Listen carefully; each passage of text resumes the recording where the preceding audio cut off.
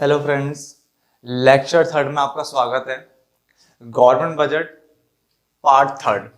जिसने part one और part two नहीं देखा है, प्लीज पहले वो पार्ट वन पार्ट टू देख ले और उसके बाद फिर यहाँ पे आए, क्योंकि देखो वहां पे हमने पार्ट टू तक ना रिसीप्ट सारा खत्म कर दिया था। सारी रिसीप्ट, कैपिटल रिसीप्ट और रिवेन्यू रिसीप्ट को हमने अच्छे से पढ़ लिया था। Tax revenue, non tax revenue, सब चीज हमने पढ़ ली थी। अब हम बात कर रहे हैं लेक्चर नंबर 3 में एक्सपेंडिचर की, ठीक है ना। और देन इसके बाद एक फाइनल और बनेगा लेक्चर जो कि थ्योरी का पार्ट होगा, और देन उसके बाद इसका प्रैक्टिकल वाला पोर्शन करेंगे। देखो यहाँ पे लिखा हुआ है गवर्नमेंट एक्सपेंडिचर। देखो वर्ड के लिखा हुआ है गवर्नमेंट एक्सपेंडिचर या बजटेड एक्सपेंडिचर या बोल सकते हो।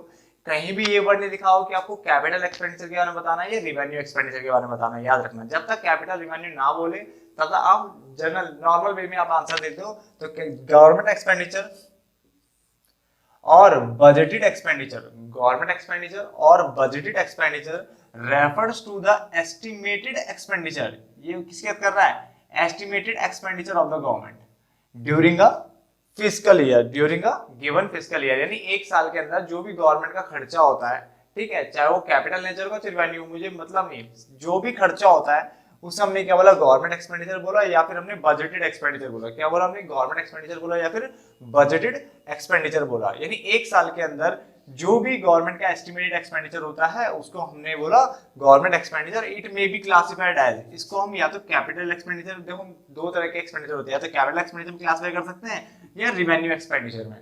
डन। कैपिटल एक्सपेंडिचर क्या होता है? दोबारा वही बैलेंस शीट टाइप की जो आइटम्स होती है। और रिवेन्यू एक्सपेंडिचर कौन सा है? जो P&L नेचर की होती है, मैं आपको पहले बताया था।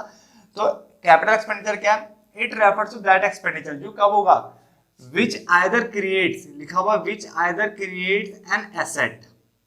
अगर आपने मान लो कोई एसेट्स खरीदी है तो आपका खर्चा हो गया, तो ये इसकी बात कर रहा है। या तो आप एसेट्स को खरीदोगे, एसेट्स क्रिएट करोगे, तो उससे ये एक्सपेंडिचर होगा। या फिर आपका पैसा कैसे जा सकता है? या अगर आप क्या कर दो? रिडक्शन कर दो, किसमें? Liability of the government. यानी अगर आप लायबिलिटी पेमेंट कर दो, मान लो आपने कभी लोन लिया था, जब लिया था तो वो कैपिटल रिसीप्ट था, अब आप उसकी पेमेंट कर रहे हो तो वो कैपिटल एक्सपेंडिचर हो जाएगा। तो बात को समझना, कैपिटल एक्सपेंडिचर क्या है? It refers to that expenditure, ये उस एक्सपेंडिचर की बात कर रहा है which either creates an asset, या तो वो एसेट्स क्रिएट करेगा या फिर लायबिलिटी में रिडक्शन को शो करेगा, जो लायबिलिटी है वो रिड्यूस कर देगा। क्लियर हो गया? जबकि मैं रिवेन्यू एक्सपेंडिचर की बात बोलूंगा तो बिल्कुल सेम वैसे ही पढ़ेंगे जैसे हमने रिवेन्यू रिसीव पढ़ा था कि it refers to that expenditure, ये उस एक्सपेंडिचर की बात कर रहा है which neither create an asset, जो ना तो एसेट्स क्रिएट करेगा और नॉर, ना ही एनी रिडक्शन ना लायबिलिटी, ना ही लायबिलिटी को रिडक्शन को शो करेगा। ठीक है, बड़ा आसान सा होता है। रिवेन्यू हमेशा नाइदर नॉर की बात करता है। डन। तो एक बार मैं डिफरेंस होगा, आप हेडिंग डाल सकते हो, difference between capital expenditure and revenue expenditure. तो देखो फटाफट से पढ़ लेते हैं। कैपिटल एक्सपेंडिचर अभी पढ़ा हमने, जो आइदर क्रिएट करेगा एसेट्स को या फिर रिड्यूस करेगा लायबिलिटी ऑफ द गवर्नमेंट। जबकि रिवेन्यू एक्सपेंडिचर क्या करेगा? नाइदर, ना तो वो क्रिएट करेगा एसेट्स, ना ही वो रिड्यूस करेगा, nor reduces any liability of the government. Differences मैंने काफी करवाए हैं इसमें, क्योंकि एक तो डिफरेंस अगर क्वेश्चन में आ गया, पेपर में आता है, तो आप आसान से तो क्या हैंडल कर लोगे, पहली चीज। डन। दूसरा, इससे क्या है, रिवीजन हो जाती है ओवरऑल। आगे लिखा हुआ है रिवेन्यू जो टाइप की नेचर होती है, रिवेन्यू जो एक्सपेंडिचर होते हैं, इसने बोला ये इनकर्ड होता है for normal running of the government department. Government department को चलाने के लिए जो खर्चा हो रहा है वो हमने क्या बोला? उसको नॉर्मली जो चलाने के लिए जो खर्चा हो रहा है उसको हमने रिवेन्यू एक्सपेंडिचर बोला। मगर ये इनकर्ड होता है mainly for acquisition of assets. Acquisition मतलब एसेट्स को एक्वायर करना, यानी परचेज करना, यानी एसेट्स को खरीदने के लिए ये खर्चा होता है। या फिर आपने ग्रांट किए हैं, फॉर ग्रांटेड, ठीक है, granting, for granting loans and advances, या फिर आपने किसी को लोन एडवांस दिया है, आपने दिया, आपका खर्चा हो गया। आपने अगर दिया है ना तो आपके हाथ से तो पैसा चला गया ना, ये उस पैसे की बात कर रहा है, ठीक है ना। तो या तो एसेट्स को एक्वायर करने में होगा, या फिर आपने ग्रांट किए हैं क्या, लोन्स एंड एडवांसेस, तो ये खर्चा होगा। डन। उसके अलावा इसने बोला ये जो P&L टाइप की जो आइटम्स होती है वो रेगुलर और रैकरिंग इन नेचर होती है। क्या होती है? रेगुलर और रैकरिंग नेचर होती है, ये होती रहती है। जबकि हम इसकी बात करें तो ये इरेगुलर है कि आप हमेशा एसेट्स खरीदते हो, नहीं, ऐसा नहीं होता, ठीक है। और ये नॉन रैकरिंग नेचर होता है। इरेगुलर और नॉन रैकरिंग यानी कभी कभार होने वाली चीजें, और ये होती रहती है, ठीक है ना। आगे लिखा हुआ एग्जांपल में सैलरी हो गया, interest payment, rent payment type की चीजें जो आती है, ये आपके रिवेन्यू एक्सपेंडिचर है, ठीक है। मान लो गवर्नमेंट ने कोई डिपार्टमेंट रेंट पे लिया हुआ है या क्या नाम है, इंटरेस्ट पे कर रही है या सैलरीज पे कर रही है, तो ये सब उसका खर्चा है, नॉर्मल खर्चा है जो होगा, ठीक है। जबकि कैपिटल एक्सपेंडिचर की बात कर रहे हैं तो ये उसकी बात करता है रिपेमेंट ऑफ बोरोविंग। आपने पहले किसी से बोरो किया था, लोन लिया था, अब आप उसकी रिपेमेंट कर रहे हो तो ये रिपेमेंट ऑफ बोरोविंग की बात कर रहा है। साथ ही साथ इसने बोला expenditure on acquisition of capital asset. अगर आपने कोई कैपिटल एसेट खरीदी है, सपोज करो आपने कोई एसेट खरीदी तो आपका खर्चा हो गया, उस खर्चे की बात कर रहा है। डन। तो ये काफी आसान होता है डिफरेंस से याद करना, इसे फटाफट से नोट डाउन कर दीजिए।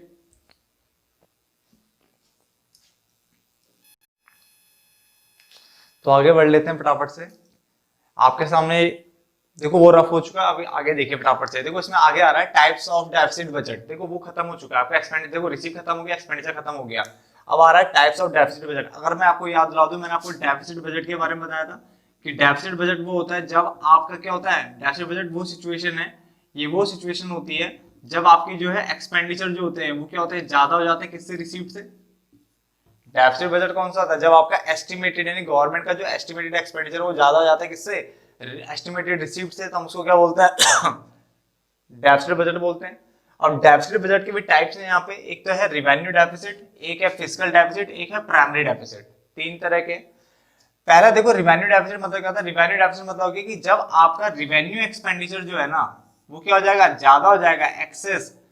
Revenue deficit is the excess of revenue expenditure over revenue received, यानी जब रिवेन्यू एक्सपेंडिचर ज्यादा हो जाता है रिवेन्यू रिसीव्ड से तो उसको क्या बोलते हैं, रिवेन्यू डेफिसिट बोलते हैं। कोई बड़ी खास लाइन नहीं है। तो रिवेन्यू डेफिसिट फॉर्मूला क्या अपना, रिवेन्यू एक्सपेंडिचर में से रिवेन्यू रिसीव घटा देना, तो एक्सपेंस ज्यादा होंगे तो सीधी बात है डेफिसिट आएगा। और रिवेन्यू नेचर का है तो रिवेन्यू नाम का नहीं, रिवेन्यू डेफिसिट ही होगा वो।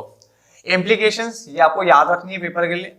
इम्प्लीकेशन ऑफ रिवेन्यू डेफिसिट, तो उसमें बोला इट इंडिकेट्स, ये बताता है इनएबिलिटी ऑफ द गवर्नमेंट, यानी गवर्नमेंट की इनएबिलिटी को शो कर रहा है to meet its regular and recurring expenditure. क्योंकि जो रिवेन्यू होते हैं वो रेगुलर एंड रैकरिंग टाइप के होते हैं, तो ये गवर्नमेंट की इनएबिलिटी को शो कर रहा है कि गवर्नमेंट मतलब इस लायक नहीं हो पा रही है कि वो अपनी रेगुलर और रैकरिंग एक्सपेंडिचर को क्या कर सके, भरपाई कर सके, इनको क्या कर सके, पूरी तरह से इनको खत्म किया जा सके, इतना इनकम कमा सके कि इनको क्या कर सके, पे कर सके।